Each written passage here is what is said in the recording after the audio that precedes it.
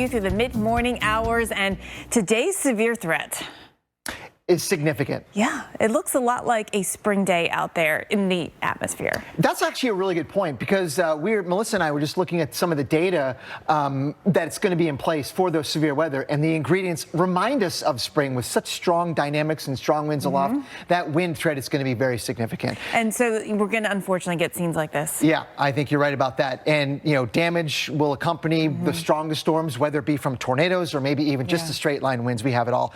And we've already seen this system spawn likely tornadoes and do some of the damage. As you've seen, Jen, in Christian County in Illinois, this drone view shows the significant damage to 2 homes. Yeah, now we're also watching the radar too, closely monitoring this morning here and throughout the day as the threat ramps up. The greatest risk for tornadoes is actually in parts of the mid-Atlantic, the Northeast, and back down here into the south. Yeah, and then these just got upgraded too. Yeah. I mean, this is just a new revision from the Storm Prediction Center, all along thinking it was going to be an active, volatile day. Well, even more so now if you're just tuning in. So heads up, threat for tornadoes includes Philadelphia, Baltimore, Washington, all of West Virginia, and the strong straight line winds is also going to be a big problem, affecting, I think, even many more of us. Yeah, so we want to take you through all of what you can expect and time it out today. Right. The big deal is obviously the severe threat. In places like Raleigh, we want to talk about how things will change through the day today, what you'll be feeling out there. We're going to watch out for that possibility of severe storms tonight. And rain is going to help cool things off, perhaps. It's been a little warm and steamy,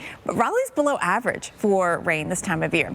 You will have to watch out for the threat for severe, and that's what we are concerned about here. Rain is a good thing until it brings strong damaging winds that, you know, take down maybe some tree limbs in your backyard. That's a concern we have. We have a couple of sprinkles out there early on. Not really the story that we're talking about. It's about the main event coming in later today. Very likely that we will get into strong damaging winds. Looking at the Triangle area back towards Chapel Hill, Greensboro, back towards Charlotte as well. So we are looking at a significant wind threat, especially because of those strong jet stream winds that Greg talked about coming in at the mid to upper levels. When we time that out and bring everything into the region, we're talking about 4, 5, 6 o'clock or so, moving in from west to east through the area, watching for thunderstorms to again bring that strong damaging wind threat. By about midnight or 1 a.m., everything is through. You'll sleep much better after this because you won't have that risk. But hopefully you don't have any damage from the storms when they come through themselves. Let's look at Knoxville and into East Tennessee. We take you over to western North Carolina, like around Asheville.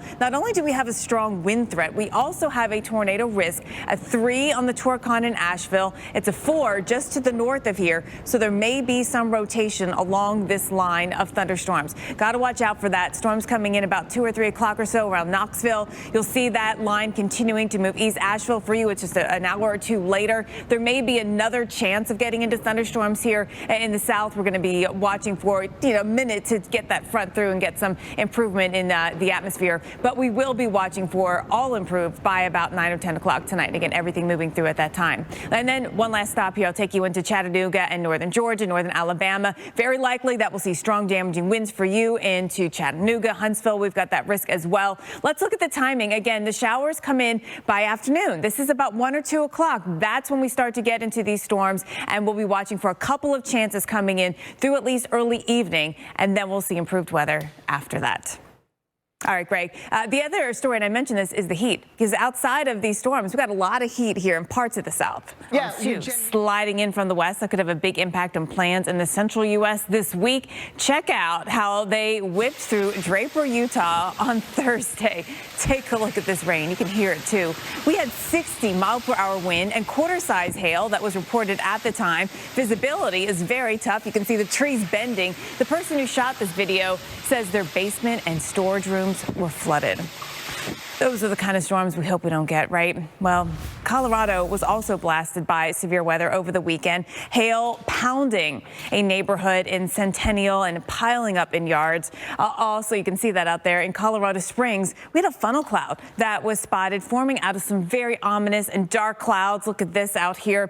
Now, we've got more on this. Dr. Postel has a look at what is driving the severe threats to start this week, starting in the plains, Greg. Yeah, Jen, that's and To me, I've not seen an outlook like this in August. It's not typical. You know, typically we might maybe have a derecho threat to a little farther north, or just like a big wide-scale front coming in ahead of it, unstable conditions. This is a cold front that is once again going to bring relatively cool conditions to the Great Lakes and Northeast that we've seen a lot of this year so far this summer. But it is going to carry with it today all those ingredients and line them up in a way to support that severe weather chance, much like we see cold fronts moving in the spring, right? You talked about. Right. So this is not your typical day when it comes to planning for travel. There's going to be a lot of impacts. Let's talk about that. We've got travel along the eastern state.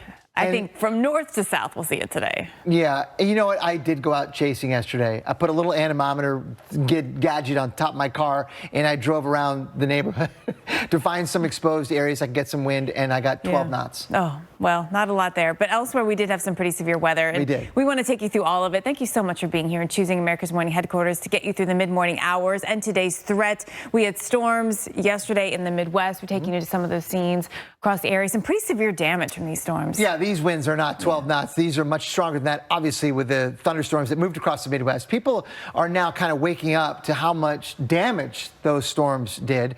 And the top of this building collapsed in overnight storms in southern Indiana near French Lake. Yeah, so we're concerned as these storms push east and new storms develop, the threat will increase. The Torcon at the greatest today here, watching cities like Baltimore and Washington. Keep an eye on Roanoke. We've got 4 on the Torcon. That's significant. I mean, there is a tornado threat, and I think we're going to have a squall line moving through later on today. And embedded in that squall line are maybe some tornadic thunderstorms as well. So it's going to be a complex scenario. The big deal clearly is this.